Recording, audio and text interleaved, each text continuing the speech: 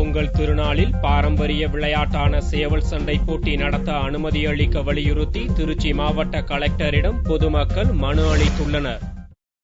திருச்சி மாவட்ட கலெக்டர் அலுவலகத்தில் குறை தீர்க்கும் கூட்டம் கலெக்டர் ஜெயஸ்ரீ தலைமையில் நடைபெற்றது. அப்போது திருவானைக்காவல் கொண்டையம்பேட்டை பகுதியிலிருந்து பொதுமக்கள் சிலர் கையில் சேவலுடன் வந்தனர். தமிழர்களின் பாரம்பரிய விளையாட்டான சேவல் சண்டையை தமிழகம் முழுவதும் நடத்த அனுமதிக்க கோரி அரசுக்கு கோரிக்கை வைத்தனர். மேலும் பொங்கல் திருநாளில் திருச்சியில் சேவல் சண்டை நடத்த அனுமதி வழங்க வலியுறுத்தி கலெக்டர் ஜெயஸ்ரீயிடம் மனு அளித்தனர். தமிழர் தினமான தை மாதத்திலே இந்த கோழிச்சண்டையை மீண்டும் தமிழகத்தில் நடைபெறுவதற்காக நாங்கள் காவல்துறையிடம் அனுமதி கேட்டோம். அனுமதி மறுக்கப்பட்டிருக்கிறது.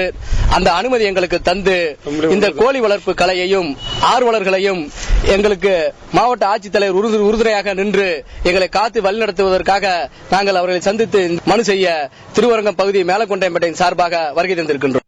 அழிந்து வரும் பாரம்பரிய விளையாட்டுகளை பாதுகாக்க அரசு உரிய திட்டங்களை செயல்படுத்தவும் பொதுமக்கள் கோரிக்கை விடுத்தனர்.